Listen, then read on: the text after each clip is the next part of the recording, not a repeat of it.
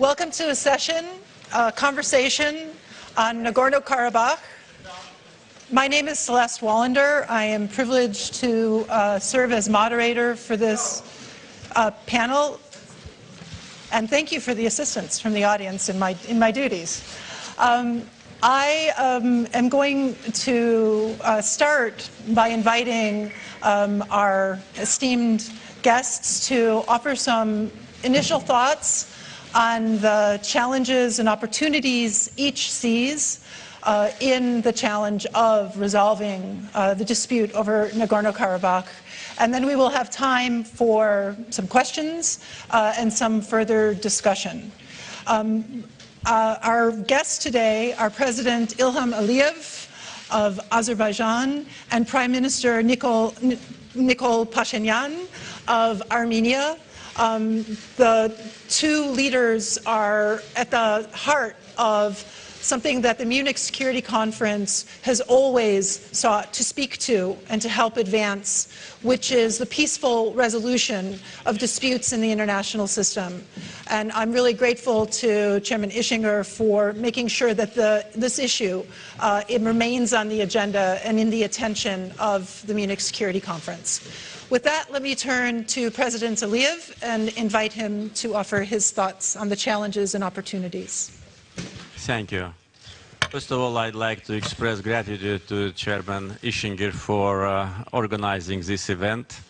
I told Mr. Ischinger just now that there was an opportunity to deliver the messages from Armenian and Azerbaijani leadership several years ago in Davos. And the predecessor of Mr. Pashinyan was supposed to attend, but last moment he cancelled his participation. So I'm glad that finally we get to the point, so we'll be able to deliver the messages and to answer the questions, which I think will be enough today. So first of all, on the resolution, in order to talk about how to resolve the conflict, first we need to go back and to look to the history of the issue. Nagorno-Karabakh is part of Azerbaijan. This is historical truth, and this is based on the international law norms. And territorial integrity of Azerbaijan is recognized by the whole world, and Nagorno-Karabakh is integrated part of our country. From historical point of view, back in 1805, the Khan of Karabakh, Ibrahim Khan, signed a treaty with general of Russian Empire, Tsitsianov.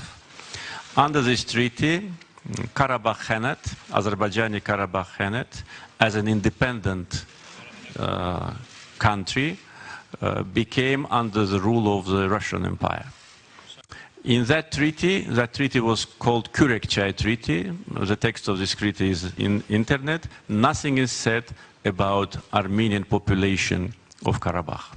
Other treaties were signed in 1813 and 1828, Gülistan and Turkmenchai. Under these treaties, the rest part of Azerbaijan became part of Russian Empire, and also Dagestan, Georgia, and Armenia also.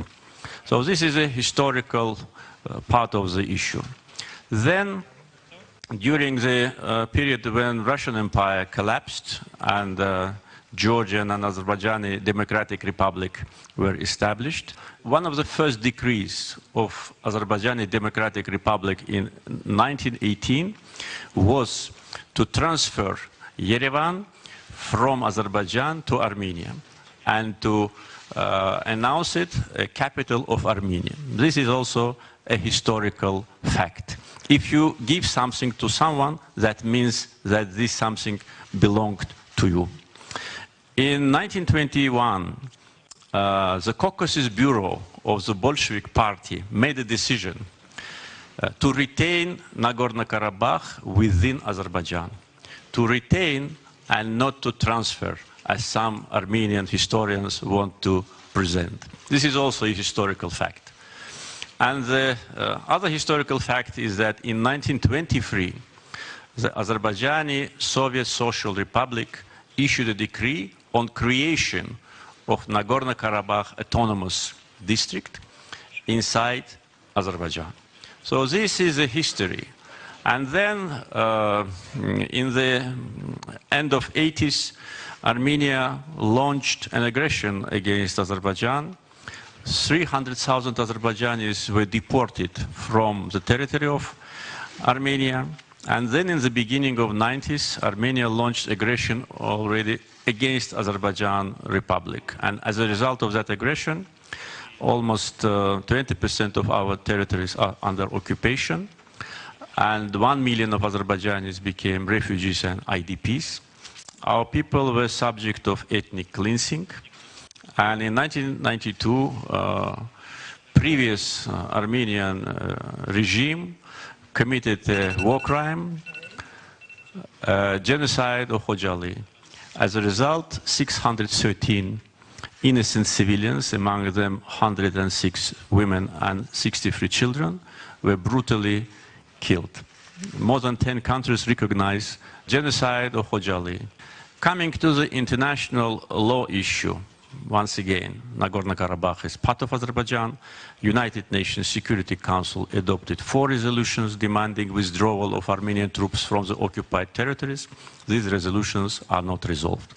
Therefore, any solution which will be achieved as a result of peaceful negotiation must provide preservation of internationally recognized territorial integrity of Azerbaijan. I will now conclude in order not to use more time than it was planned. Thank you.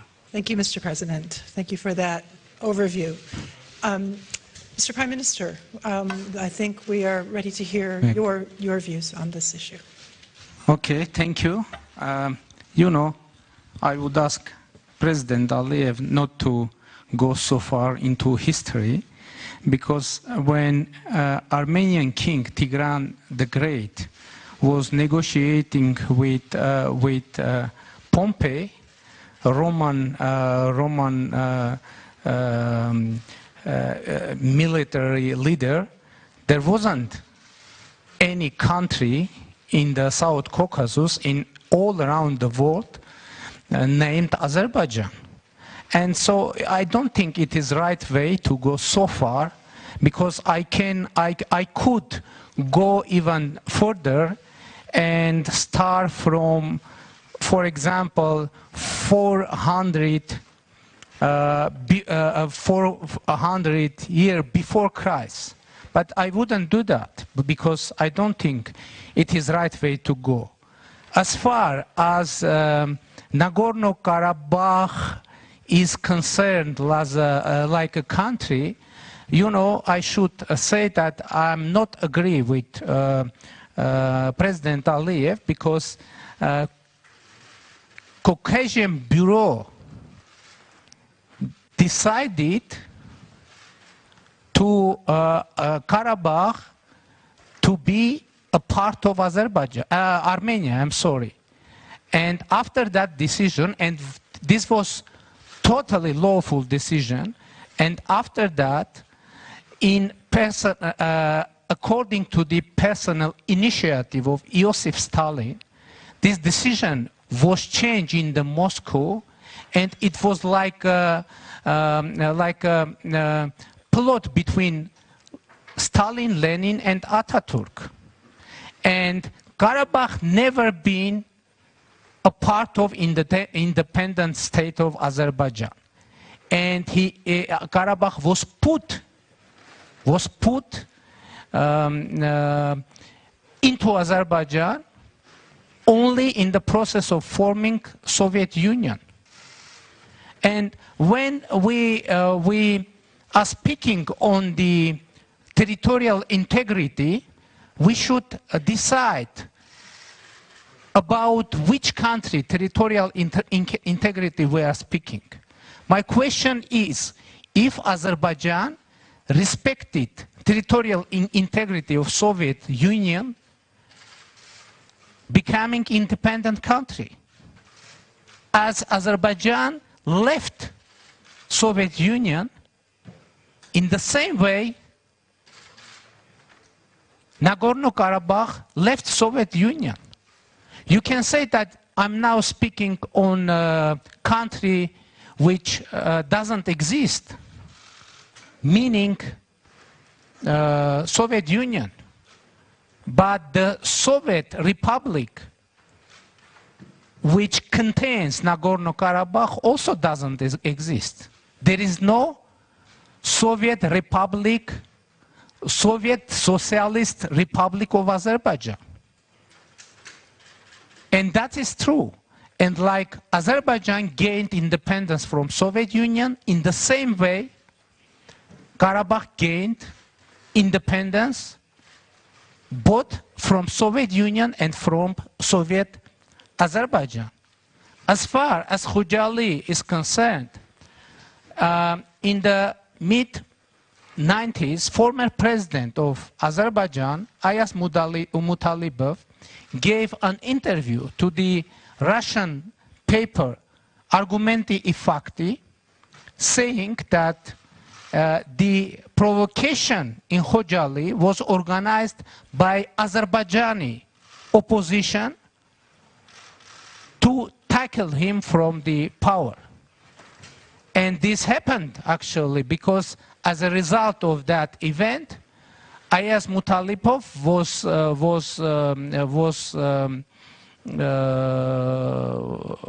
tackled from the post of president of Azerbaijan. About the UN Security Council documents, if we will, what was the general meaning of those documents? The general meaning of those documents was unconditionally and immediately ceasefire to stop any violence and stop military actions.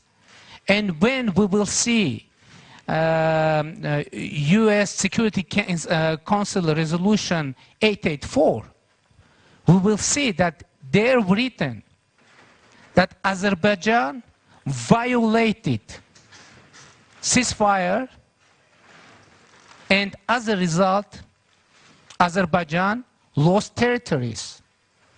And first of all, it's Azerbaijan that didn't keep the conditions of the Security Council document. And it is very important to state. But you know, I don't think it is good way for Armenian and Azerbaijani leaders every time repeat the same thing. Unfortunately, within last 25, even 30 years, we are repeating every time the same things. And I'm afraid international community maybe somehow is tired hearing the same thing. And I think that we need to bring some new ideas.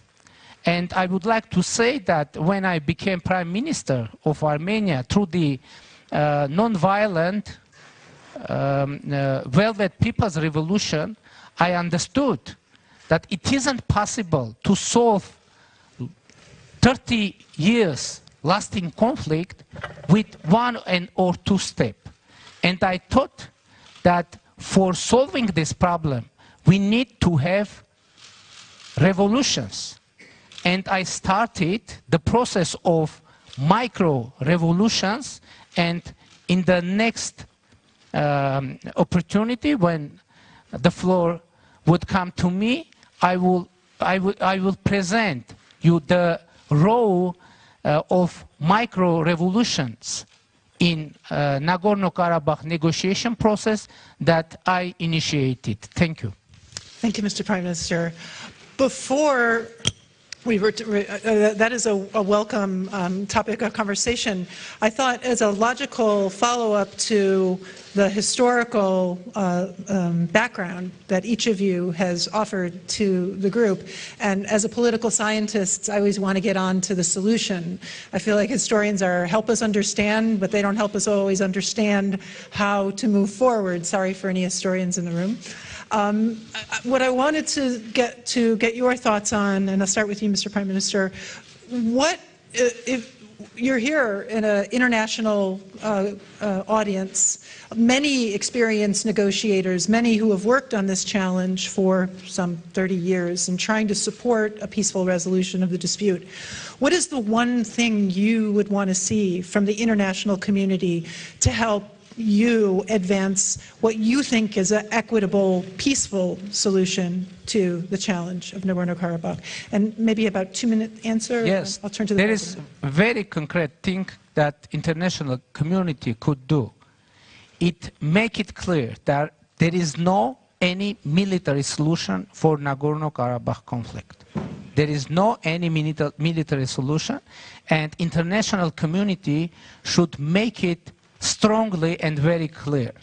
If someone thinks otherwise, saying that there is military solution for Nagorno-Karabakh conflict, I guess that people of Nagorno-Karabakh conflict would answer, in that case, we can say that this conflict already solved. So, but I think we need to sustainable peace.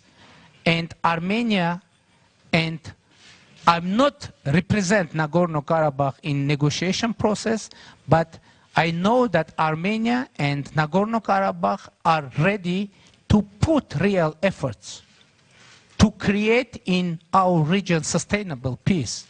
And as a Prime Minister of Armenia, I perceive this situation not only my responsibility for security of my country, but I understand my responsibility for regional security and for global security. And I invite President Aliyev to perceive this situation as our mutual task to create sustainable peace and stability, and perceive this situation not only an issue of our national agenda, but also an agenda of global and regional security, and our duty and our responsibility to bring our effort, our input to the global security. And I would assure you that Armenia and Nagorno-Karabakh are ready for that. Thank you, Mr. Prime Minister. Those were very helpful, and thank you for sharing your priorities with us. President Aliyev, may I ask you the same question? You are very experienced in negotiating this. You've dealt with many people in this room on the issue, but help us understand, what do you think is the most important at this moment in history for the international community to do to help you advance what you think is an equitable and peaceful resolution to the conflict? First of all, I'd like to make one comment. I'm absolutely sure that we came here to tell the truth. And what I said in my introductory remarks is 100% truth, which can be easily checked right now. Just enter the internet, find those documents which I referred to, and you will understand who is telling truth and who is not. Second comment, I'd like also to clarify situation which in Armenia, unfortunately, became a kind of attempt to find an excuse of what they've done in Khojaly. President Ayaz Mutalibov, he is in good health and he lives in Baku. Maybe Armenian side doesn't know it. Recently and many times said that he never said that Khojaly genocide was organized by Azerbaijanis. This is, as it is said today, it's a fake news which was invented by some of Armenian journalists in Russia, and that was put in Russian press, but he never said that. And this is absolutely true. What committed the genocide in Khojaly, their names are well known. They have been local Armenians, Armenians from Armenia, and Armenians from diaspora. And the names of these people are well known, and many books and international articles were published about that. Therefore, to say that Azerbaijanis themselves brutally killed 63 children, 100 women, and 1,000 people are still missing is a peak of cynicism. With respect to what international community should do, I think the most important is that international community, and when we talk about international community, we talk primarily about OSCE Minsk Group co-chairs efforts. They should at last very clearly explain to Armenian side that Nagorno-Karabakh is not Armenia, that Nagorno-Karabakh is not independent country. No one recognizes this illegal entity. So this is number one. The second, I think there should be more international pressure on Armenia in order to implement resolutions of Security Council, because there is no higher international body than Security Council of United Nations. And they adopted 4 resolutions. It's easy to check. The numbers of these resolutions are known to specialists. What it says Armenian troops should immediately and unconditionally withdraw from the occupied territories. Not only Nagorno-Karabakh is occupied, but 7 districts surrounding it. Armenia wants to hide it. 7 districts where Armenians never lived. In the last Soviet census of 1989, the population of Nagorno-Karabakh was identified as 189,000 people, out of which 139,000 Armenians, 48,000 Azerbaijanis, and some other representatives of other people. So all Azerbaijanis were ethnically cleansed from Nagorno-Karabakh and from our ancient city of Shusha. Then all Azerbaijanis were ethnically cleansed from 7 districts. They committed a genocide against our people, against our culture. They destroyed our mosques. They destroyed our graves. They changed the name of our cities. They now publish the map of Nagorno-Karabakh, which consists of all the occupied territories. And then they say that we should agree with these realities. Therefore, international community should explain first that Nagorno-Karabakh is Azerbaijan, and second, put a serious pressure on aggressor to stop. Prime Minister, just one minute. Okay. Prime Minister just said about peace. Okay, I agree. But how it correlates with what happened today on the line of contact when Azerbaijani soldier was killed by Armenian sniper? So I think the elements of the challenge are clear to everyone. There is a complicated history, territory that has been part of different political entities over time, the human tragedy of refugees and those killed on both sides, a ceasefire that is not held for a period of time enough to create trust and a basis for moving forward on a political negotiation. So I'd welcome some questions on some of these issues. May I make several? How about, so I want to move to the questions, and I'm guessing that the questions will provide the opportunity for following up on several of those issues, if I may, because I do want to, I have my boss sitting right here, and I don't want to break the rules. We got to get to the questions. Thank you, sir. Yes, the first question, with help. I have a microphone in the audience, I believe. Yes? And after I created the space for a question, now you're all going to fail me. Is this right?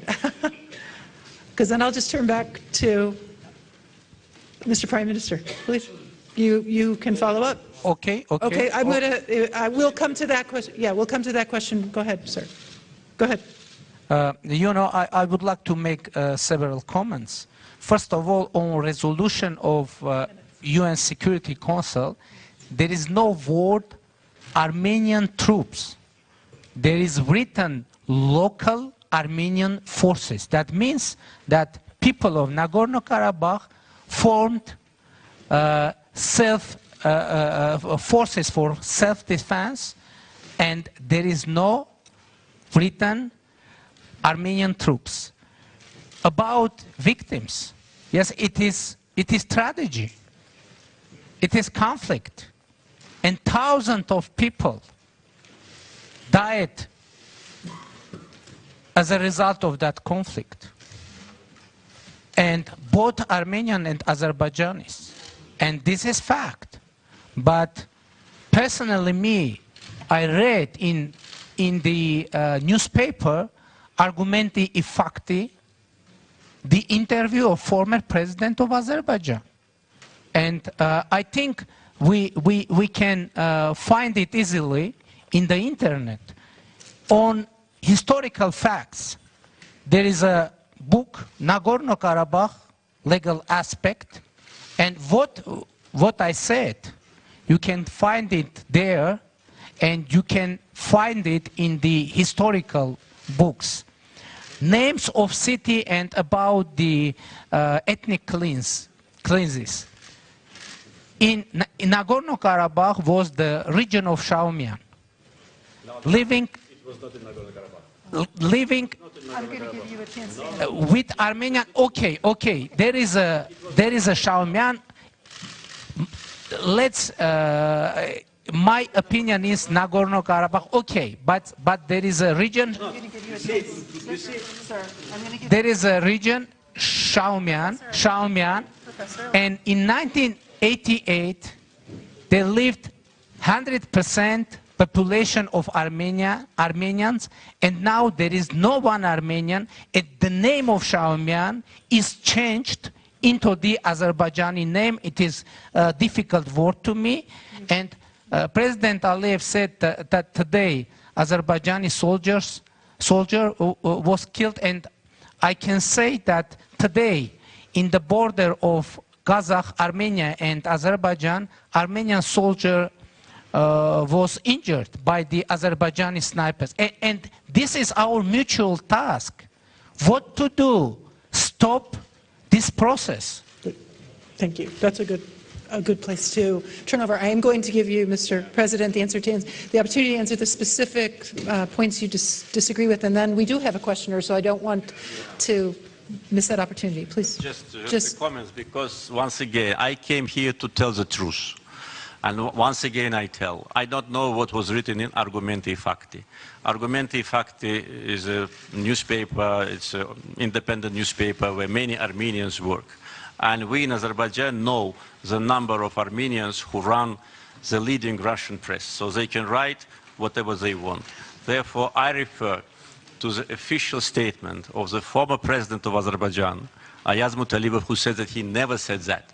So now look, the former president, his word, and the word of one pro-Armenian or Armenian journalist, which has more value. This is first thing.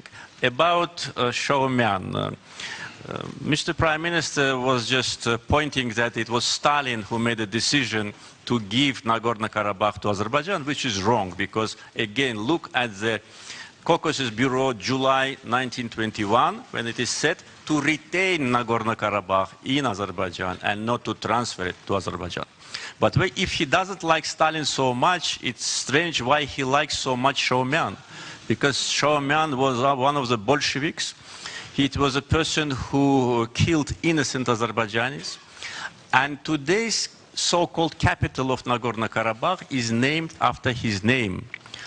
The question, if Nagorno-Karabakh is an ancient Armenian territory, why doesn't it have the ancient Armenian name for the capital?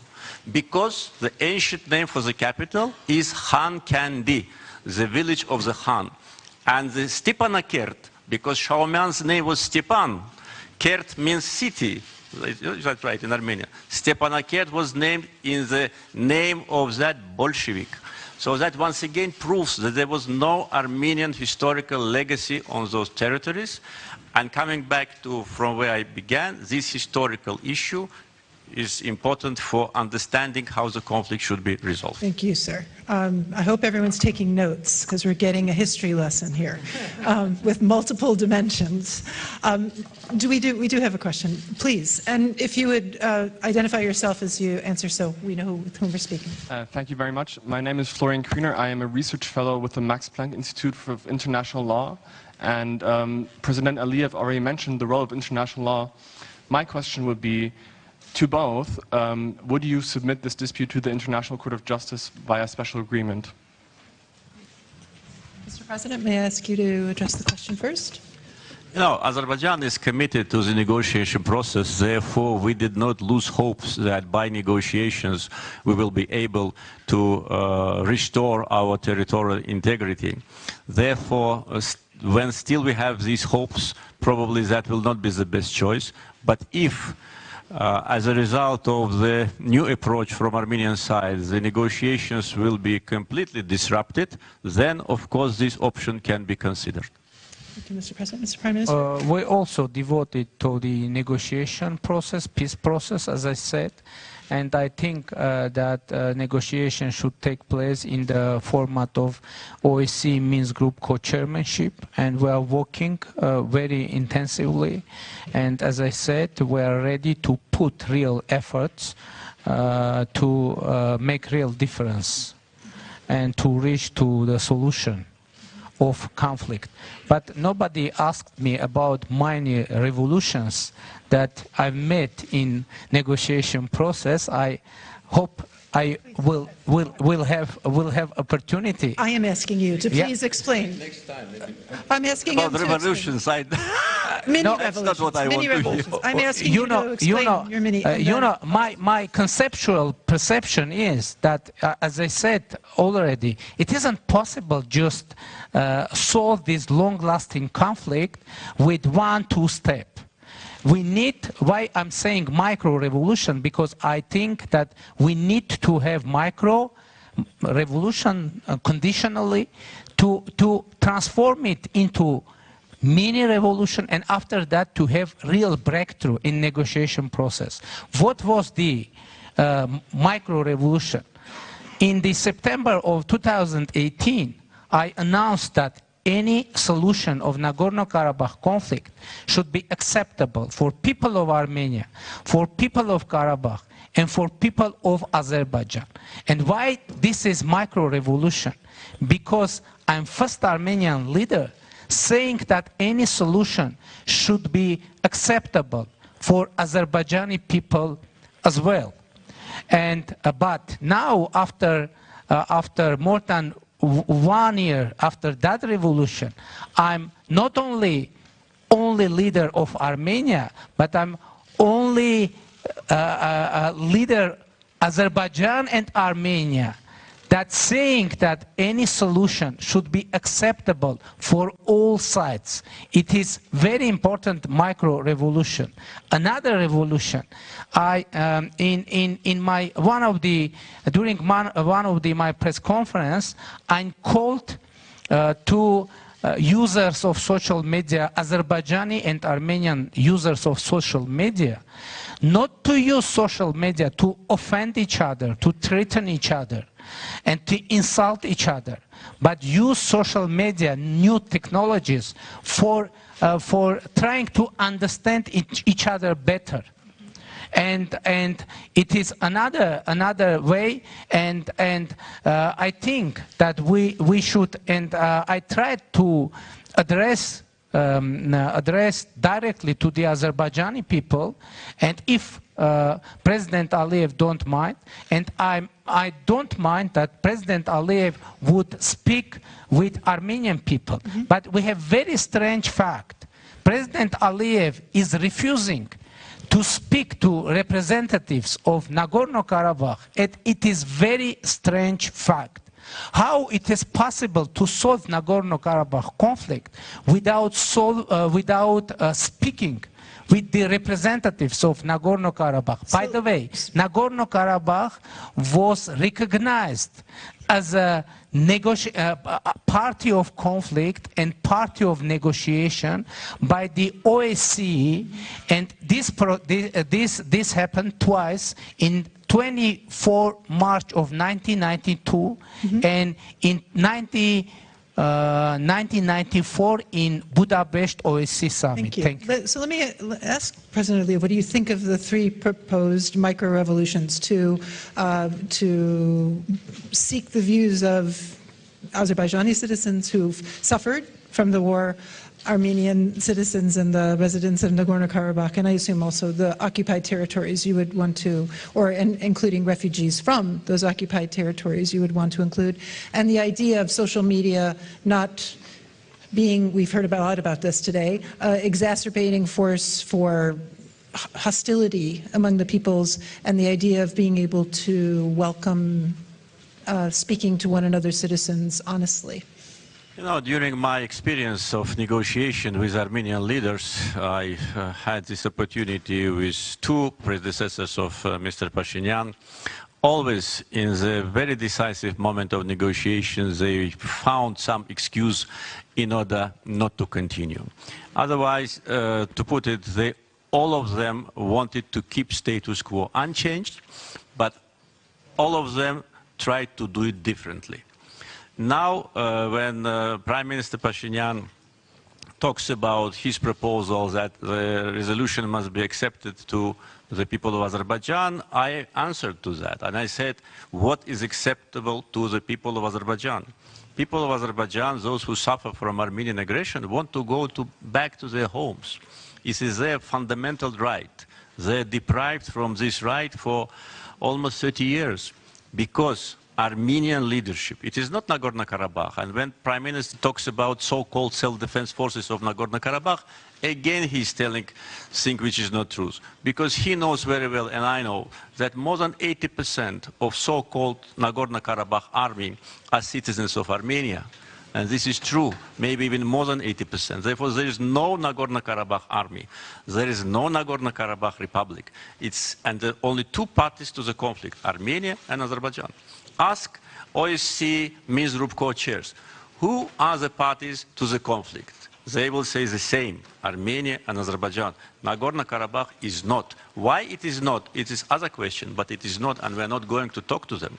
We are talking to aggressor. We are ready to talk to Nagorno-Karabakh in case Armenia stops funding this illegal entity, Armenia pulls back all their military troops from Nagorno-Karabakh, and completely withdraws from our territory. And then we will have, you know, arguments to talk to these people. But until they are there, no way. And they want to keep status quo unchanged. They think that they can keep these territories under occupation forever. And I'm sure that that will not be the case, and our territorial integrity must be restored. We had, coming to the second part, we had exchange of journalists recently. And I think that was an experience which we need to evaluate. We need to evaluate its positive and negative side, because part of society in Armenia and in Azerbaijan was not very supportive to that format. But that was a decision by two leaders to try. We want to try every opportunity to find a peaceful settlement, to persuade Armenian people that they cannot live like that forever. They need to find solution with us and live in the future in peace as neighbors. Well, I appreciate you reporting that constructive step, or that attempt at a constructive attempt, because that's the spirit we want to support.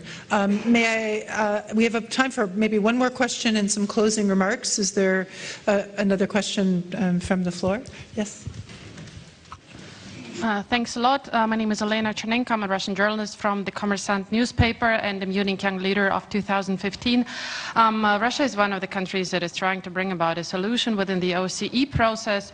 And as far as I understand, one of the proposals was maybe leaving the status question for later and trying to do something that maybe the sides can more eagerly agree about, for example, about those districts around Nagorno-Karabakh, creating a corridor and other steps. So do you see any chances for an interim solution that would leave the status question for later and resolve maybe some of the other things? Thank you.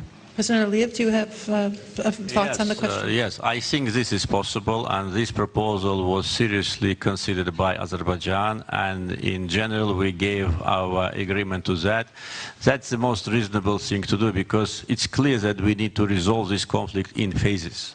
We cannot resolve it one and completely in one day.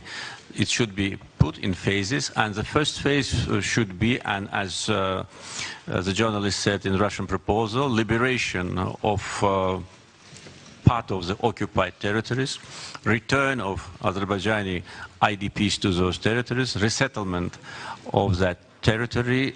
In the meantime, the process of normalization of relations between Armenia and Azerbaijan, and the status of Nagorno-Karabakh to be discussed later when both sides are ready. Because without the process on the ground, without beginning of liberation of the territories, it will be not possible to agree on the status.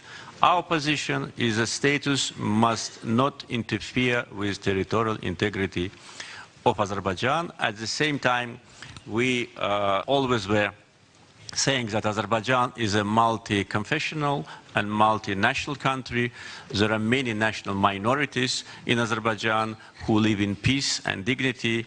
And when our territorial integrity is fully restored, Armenians as national minority will enjoy all the rights and privileges as any other representative of any other nation in our country. Well, thank you, President Aliyev. Step by step sounds like your own micro-revolution, so I like this theme. And by the way, we have one mutual mini revolution. I hope I will have opportunity to tell about that. You have the floor. Yeah. And when we first met in Dushanbe, in capital of Tajikistan, after that we with President Aliyev made a little mini revolution, because after that meeting the tension after that meeting in general reduced unprecedentedly, and we've been able to create direct line for contact and information, and I should accept that in that case President Aliyev is co-author with me. As far as territory, President Aliyev is saying territories, and from point of view and in perception of Azerbaijan, these are territories, but from point of view of Karabakh, this is security, because we need to understand why current status quo emerged. Because when Nagorno-Karabakh tried to use its right for self-determination, military actions started against Armenians of Nagorno-Karabakh. And Armenians of Nagorno-Karabakh were forced to organize self-defense. President Aliyev was speaking on Shushi, and the capital of Nagorno-Karabakh, Stepanakert, within years was bombed from Shushi, and peaceful citizens, they are living in underground for many long time. And this is the truth. It isn't, it isn't possible to give up security for anyone, and for Karabakh as well. President Aliyev mentioned military forces of Azerbaijan. My son is passing its military service in Nagorno-Karabakh, but he went there as a voluntarily to defend his compatriot, because he knows history, what happened from 1998. And I already said about the Shaumian region with 100% of Armenian population, but now there live no one Armenian. And we know the case of Nakhichevan with huge Armenian population, and it is an autonomous republic in the Azerbaijan, and now there is no one Armenian. And one more sentence. President Aliyev is saying that Nagorno-Karabakh isn't a part of negotiation and the conflict, but Azerbaijan twice signed agreement with Nagorno-Karabakh. First, it was in 1994, and it was ceasefire agreement between Armenia, Nagorno-Karabakh, and Azerbaijan, and ministers of defense signed that. And after 3 months, in July of 1994, they confirmed that the ceasefire would be kept until the political resolution of that conflict. So we are at the end of our session. I think that I would like to express my gratitude to President Aliyev and to Prime Minister Pashinyan for their extraordinary knowledge, their extraordinary passion. I think it is clear that both of these leaders care very deeply about resolving the conflict, but care very deeply about how the conflict will be resolved. And we cannot expect less. I also think, in addition to the fact that we heard the full scope of the challenge and the dynamics of the challenge and the elements of the challenge, we also, and I'm grateful to both of you, heard elements of what the opportunities could also be for a way forward in improving the lives of those affected by the conflict, and maybe through micro steps or micro revolutions, beginning a constructive process of finding a peaceful resolution. So we are extraordinarily lucky at this historic opportunity here at the Munich Security Conference. And let us thank, please, President Aliyev and Prime Minister Pashinyan for sharing their thoughts with us. Please.